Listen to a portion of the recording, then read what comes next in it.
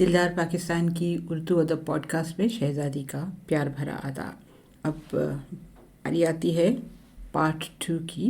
अफसाने का उन्वान है सुलग रही है ज़ीस्त, जिसे लिखा है फरीदा अजीम ने। पार्ट 1 ख़त्म किया था हमने वहाँ पर जहाँ पे कहानी का हीरो जो था उसने शादी के बाद अपनी मजबूरियों का इजहार करके तो जिस लड़की के साथ पहली मोहब्बत थी उसको कन्विंस कर लिया था कि वो बहुत मजबूरियों में घिरे हुए थे, अगर आपको याद हो तो। इसे करते हैं कि हम उस लास्ट पैराग्राफ से थोड़ा सा आपको याद करवाते हैं कहानी का तसलसल। ये शादी के बाद का है। अब जब इस्लामाबाद जाना हुआ तो सबसे पहले ही मुझे इस शादी की मुबारकबाद दी गई।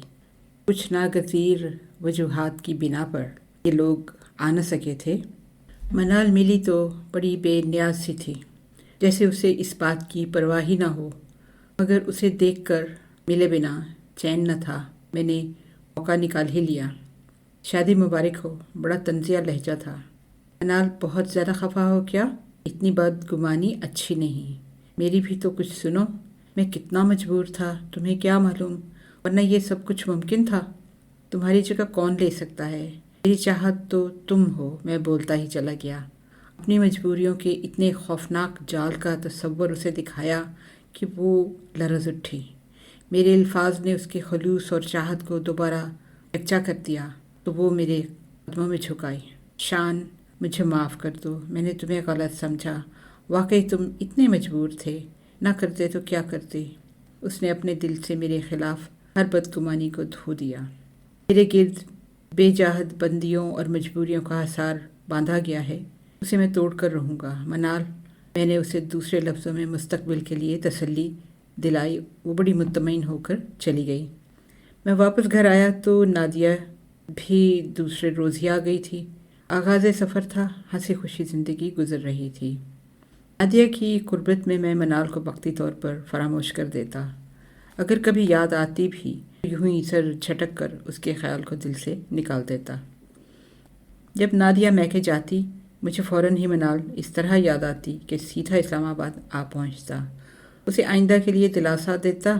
फ़िलहाल अपनी मजबूरियों की इतनी तवील फहरिस्त सुनाता कि वो कुछ कह न सके। हकीकत ये थी कि मैं अभी इतना जल्द उसे खोना नहीं चाहता था। मैं जब भी उससे मिलता वो हारून का जिक्र करती जो इसका फूफीज़ाद भाई था। आजकल वो बेराहरवी की जानिब राग़िब था और उसे सख्त तशवीश थी। नादिया का जिक्र भी अक्सर ले आती। मुझे सख्त कोफ्त होती, भला इसकी गुर्बत में नादिया का क्या जिक्र। बार बार इतनी मासूमियत से सवाल करती कि मैं उसे कितना चाहता हूँ। इतना इतना इतना कि तुम तसव्वुर भी नहीं कर सकती। मैं कुछ इस तरह कहता कि वो दिलो जान से ईमान ले आती। ज़िंदगी यूं ही गुजर रही थी। 3 साल हो चुके थे और मैं इन 3 सालों में नादिया के 2 बच्चों का बाप बन गया था। साथ ही मनाल की चाहत का सरूर भी हासिल करता रहा और अब ये होने लगा था कहीं एक अरसे तक उसकी खबर न ले पाता। अपनी ज़िंदगी इतनी मुकम्मल कर ली थी कि फ़ुर्सत ही न मिलती थी उसके लिए। तब उसकी बेकरारी काबिल दीद होती। तुम्हें पता है शान, मैं पागल होने लगती हूँ अगर तुम कुछ अरसे तक नज़र ना आए। ये हकीकत थी कि मैं वाकई उसे इस मकाम पर ले आया था जहाँ उसके लिए मुझे भुलाना मुश्किल था। अपनी चाहत का इजहार इतने भरपूर अंदाज में करता, उसके बगैर ख़ुद अपनी ज़िंदगी को नामुकम्मल और महरूम बताता कि वो मेरी यादों के हसार से कभी ना निकल सके, कभी भी नहीं। स्कूल के बाद कॉलेज लाइफ शुरू हुई तो दिन रात बड़े मसरूफ़ गुजरने लगे। शरारतों में भी कमी आ गई। उज़्मा जो बहन ही नहीं एक अच्छी दोस्त भी थी, इसके साथ बाकी वक्त अच्छी तरह गुजर जाता कि हारून की रोज़ बरोज़ बढ़ती हुई बेराहरवी ने घर का सुकून बर्बाद कर दिया। शुरू में ये बात उज़्मा और उसकी हद तक महदूद थी। उज़्मा ने भाई को समझाने की कोशिश की। इन्हीं दिनों फुफ्फो ने मनाल को अपने बेटे निगार के लिए मांगा। ये बात उसे उज़्मा ने बताई। कुछ इस तरह इनकार हुआ कि उसकी बजाय उज़्मा को दुल्हन बनाने की तैयारियां की जाने लगी। इसके साथ ही मनाल को मालूम हुआ कि वो हारून से मंसूब है। ये खबर उसके लिए क़यामत से कम न थी। कुछ सोचकर अम्मा ने फुफ्फो को मशवरा दिया, हारून की भी साथ साथ हो जाए तो ये सुधर जाएगा। अजीब फलसफा था। शादी बिगड़े हुए लोगों का इलाज तो नहीं। मनाल इस अचानक फैसले से कांप उठी और फिर हारून को तो उस रूप में देखने का वो तसव्वुर भी न कर सकती थी। हारून जिसे उसने बचपन से सगे भाई की तरह चाहा, अब उसे इस रूप में देखे, हरगिज़ नहीं, ऐसा नहीं हो सकता। वो इनकार कर देगी, उसने बड़े एतमाद से सोचा। दोपहर कॉलेज से वापस आने पर मनाल सीधी फुफ्फो माँ के पास चली गई। किताबें बिस्तर पर फेंक कर वो आराम से बैठ गई। फुफ्फी अम्मा, वो उज़्मा के दुपट्टे को गोटा और किरण मुझे दे दें, मैं टाँक दूंगी। तभी उसने इनकी आंखों में आंसू देखे। क्या हुआ फुफ्फो? वो बेकरार हो उठी। मनाल, मैंने कभी सोचा भी न था कि वो इस हद तक नालायक हो जाएगा कि इस शादी से इनकार कर देगा। उसने दिल ही दिल में इत्मीनान का सांस लिया और प्यार से उनके आंसू पोंछ डाले। वो नाचार मुस्कुराती हुई इसके लिए कुछ लेने बावर्ची खाने में चली गई। उज़्मा का दुपट्टा अपने पैरों पर फैलाए वो रुपहली सी किरण टाँक रही थी। पास ही रेडियो पूरी आवाज़ के साथ चीख रहा था। मैंने बढ़कर रेडियो कम कर दिया। मनाल तो कहीं बहरी तो नहीं हो गई जो रेडियो इतना तेज़ लगाया हुआ था? नहीं, बहरी तो नहीं हुई, अलबत्ता खुशी से पागल ज़रूर हो सकती हूँ, उसने शरारत से कहा और फिर मनोएन सारी दास्तान मुझे सुना डाली। वैसे मुझे लगता तो यही है कि सारी ज़िंदगी ही तुम्हारा इंतज़ार करना है, मनाल ने कहा। अगर करना पड़े तो? मैंने उसके खूबसूरत लंबे बालों की चोटी से खेलते हुए पूछा। कर लूँगी, बशर्ते कि उसने जुमला अधूरा छोड़ दिया। हाँ, क्या? मैं बेकरार हो उठा। बशर्ते कि तुम्हारी चाहतों का मुझे एतबार हो, उसने इत्मीनान से जवाब दिया। क्या मतलब? मैंने बात बिगड़ती देखकर पूछा। यानी आज तक तुम्हें एतबार ही नहीं आया? मैंने खुफकी से कहा। नहीं तो ये बात नहीं, सच्चाई से बोली। मेरा मतलब ये था कि अगर आप अपनाना नहीं चाहते तो ये तो धोखा ही हुआ ना। कमाल है, आज तक तुम मुझे समझ ही नहीं सकी। भाई, अगर अपनाना ना होता तो ये किस्सा ही क्यों जारी रखता? ये जो मैं इतनी दूर से आता हूँ वक्त निकाल कर, तो क्या मेरा दिमाग ख़राब है? कुछ मजबूरियाँ हैं मेरी भी, थोड़ा सा इंतज़ार कर लो। मैंने फिर मिलन के ख्वाब दिखाए। और जो ऐसा ना हुआ तो? वो बेयकीनी से बोली। मैं आग लगा दूंगी हर चीज़ को। अरे अरे, हर चीज़ को क्यों? मुझे ही लगा देना, मैंने इस अंदाज से कहा। वो मुस्कुरा पड़ी। हारून, मनाल ने धीरे से पुकारा। अरे तुम इस वक्त यहाँ बैठी क्यों जाग रही हो? मालूम है इस वक्त रात का 1 बजा है और तुम अब घर आ रहे हो, मनाल ने पूछा। अम्मा सो गई? नशे से फुर्सत मिले तो अम्मा याद आए। तुमको ज़रा ख्याल नहीं, ज़रा भी ख्याल नहीं उनका। उस्मा की शादी में कितने दिन रह गए हैं, यही सोचो, उसने बड़ों वाले अंदाज में समझाया। मेरे बगैर कौन सा काम अटका हुआ है? हारून ने बेपरवाही से जवाब दिया। काम तो किसी के बगैर नहीं रुकता, मनाल ने बड़ी अक्लमंदी की बात कही। एक काम करोगी? हारून का लहजा खुशामदाना हो गया। कहो, क्या काम है? अम्मा से मेरी सिफारिश कर दो इस सिलसिले में। मेरी क्लास फेलो शुमाइला है ना, तुमने तो उसे देखा है। कौन शुमाइला? शम्मी तो नहीं? हाँ हाँ, वही। तो फिर मैं उससे शादी करना चाहता हूँ, अम्मा का राज़ी कर दो। जहन्नम में जाओ तुम और तुम्हारी शुमाइला, मैं ये काम नहीं करती, मनाल ने जवाब दिया, जो अब तक बड़ी सब्र से उसकी बात सुन रही थी। तो ना सही, मैं बगैर बताए कर लूँगा। वो आगे बढ़ गया। उस्मा की शादी के दिन थे, बड़े हंगामों में गुजर गए। उस्मा की शादी के बाद वो दोबारा इम्तहान देने के लिए घर आ गई। ये उसका फाइनल ईयर था, इसलिए चाहती थी कि 2 साल की पढ़ाई का कोई तो सिला मिले। निगार अच्छे आदमी थे, औरत की कदर जानते थे। उस्मा उनसे बेहद खुश थी। हारून ने तो सितम तोड़ा, शमसी से चुपचाप शादी करके घर ले आया तो रही सही उम्मीदें भी खाक में मिला दी। अब निभाने के सिवा कोई चारा नहीं था। ताया अब्बा तो बहुत गज़ो गज़ब में आ गए। कुछ अरसे के लिए एक तूफ़ान उठ खड़ा हुआ, एक क़यामत सी हवेली में आ गई, लेकिन आखिर कब तक ये तूफ़ान भी गुजर गया। दुख तो इस बात का था कि उनकी पसंद कम अज़ कम ऐसी तो होती जो सास को आफत और नंद को अजाब तो न समझती। हाँ, मनाल के साथ शम्मी का रवैया गनीमत था। میں نے اتنے طویل عرصے تک اس کی خبر نہ لی۔ مصروفیت ہی اتنی تھی، صبح آفس، پھر شام 6-7 بجے واپسی، کھانا کھانا اور سو جانا، اور صبح پھر وہی معمول۔ اور آج کل نادیہ کی طبیعت خراب تھی۔ وہ جو ہاسپٹل میں داخل تھی، میں اس کی بیماری سے سخت پریشان تھا۔ اس دوران منال کے کئی خط ملے جو اس نے نہ جانے کس طرح لکھ ڈالے تھے، مگر میں نہ جا سکا۔ اس نے کس طرح انتظار کیا ہوگا، اس کا اندازہ شاید مجھے نہیں تھا۔ کئی خطوط سے تنگ آ کر ایک روز پھر اسلام آباد کا پروگرام بنا لیا۔ اندر داخل ہوا تو دیکھا وہ اپنے کمرے کے باہر برآمدے کی سیڑھیوں میں بیٹھی ہوئی کوئی اداس سا گیت سن رہی تھی۔ زندہ ہوں اس طرح کہ غم زندگی نہیں، اس کے بول غالباً یہی تھے۔ میں نے غور کیا، اس کی زندگی دھیرے دھیرے سلگنے والا دیا ہی تھی۔ پہلے سے بہت کمزور سی نظر آئی اور اداس بھی تھی۔ میں نے اسے دیا ہی کیا تھا؟ پہلے ملن کی آس تھی، پھر اپنی تصوری مجبوریاں، اپنا دکھ اور انتظار کا ایک نہ ختم ہونے والا سلسلہ۔ ہمیشہ کی طرح خلوص سے ملی، لیکن اس کی ہر بات میں چھپی ہوئی مایوسی نمایاں تھی۔ مجھے پتہ ہے تم کبھی کچھ نہیں کرو گے میرے لیے، اس نے بے انتہا مایوسی سے کہا۔ میرا تم سے یہ کبھی کبھار کا ساتھ بھی چھوٹا تو میں مر جاؤں گی۔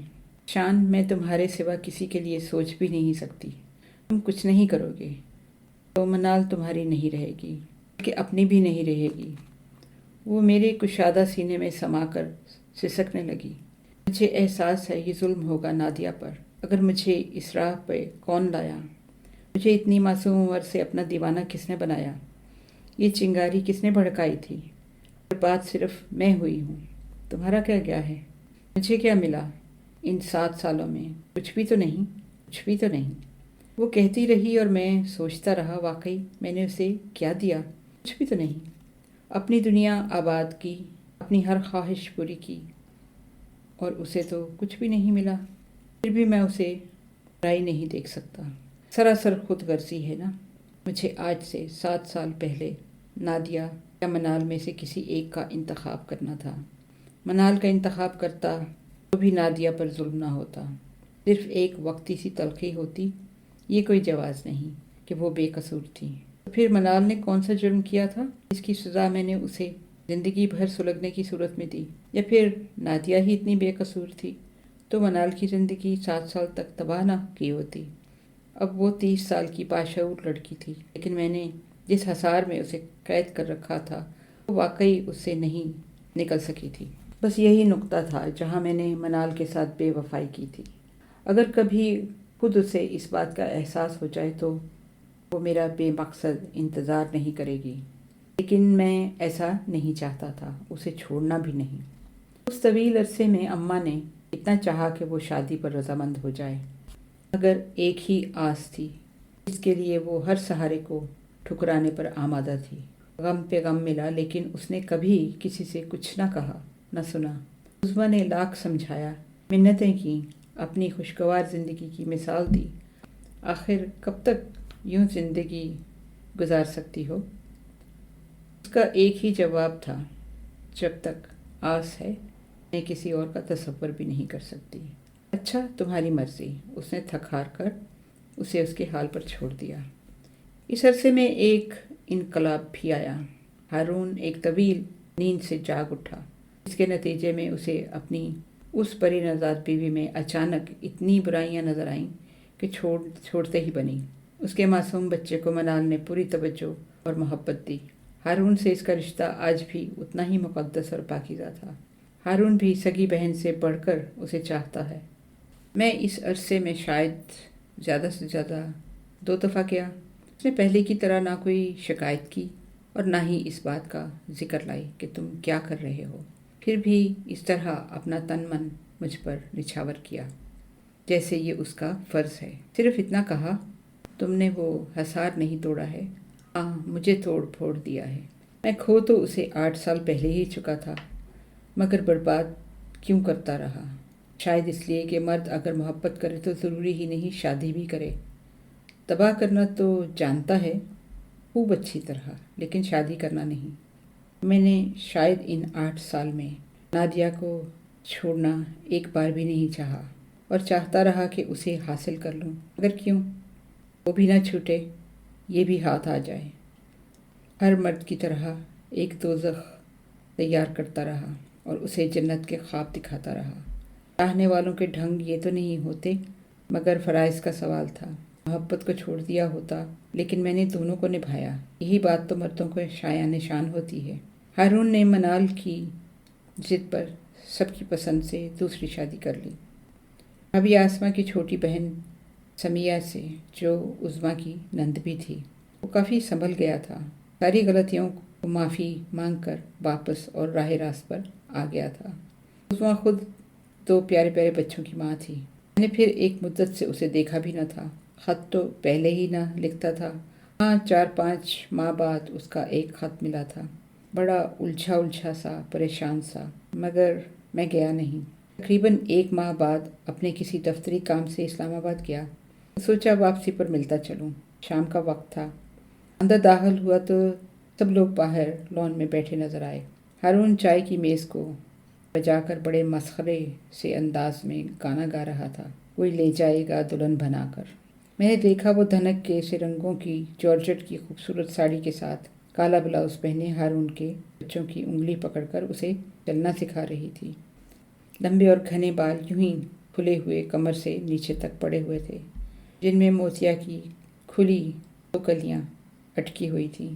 مجھے پہلی بار احساس ہوا کہ وہ کتنی پرکشش خد و خال کی مالک ہے۔ اگر کوئی اور بھی اسے دیکھ لے تو، مگر پل بھر کو میری آنکھیں دھندلا گئیں جب ہارون نے فوراً ہی اطلاع دی کہ منال کی شادی ہو رہی ہے۔ منال نے ایک نظر بڑی بے نیازی سے مجھے دیکھا اور ہارون کے بچے کے ساتھ کھیلتی رہی۔ کافی دیر تک جب مجھے خود اس کے ملنے کے آثار نظر نہ آئے تو میں نے اسے ڈھونڈ نکالا۔ مغرب ہو چکی تھی، اس کے کمرے میں اندھیرا پھیلا ہوا تھا۔ میں نے لائٹ آن کر دی۔ وہ آنکھوں پر ہاتھ رکھے لیٹی تھی، ساڑی کا آنچل بستر سے نیچے لٹک رہا تھا۔ میں نے ہاتھ اس کی آنکھوں سے ہٹایا۔ اس نے آنکھیں کھول دیں۔ منال، ناراض ہو اپنے ارشمان سے؟ میں نے پیار سے پوچھا۔ اس نے آنکھوں میں آنکھیں ڈال کر افی میں سر ہلایا۔ بڑی عجیب سی نظریں تھیں۔ ایسے کیوں دیکھ رہی ہو؟ میں نے گھبرا کر پوچھا۔ وہ کچھ نہیں بولی۔ اچھا، جو کچھ ابھی سنا ہے سچ ہے؟ میں نے پوچھا۔ اس نے اس بار اثبات میں سر ہلایا، منہ سے کچھ نہ بولی۔ مگر کیوں؟ سلگ اٹھا۔ وہ چپ رہی۔ اٹھی، رائٹنگ ٹیبل پر جا کر کچھ لکھا اور کمرے سے نکل گئی۔ میں تو روک بھی نہ سکا۔ تھکے تھکے قدموں سے ٹیبل کے پاس جا کر دیکھا۔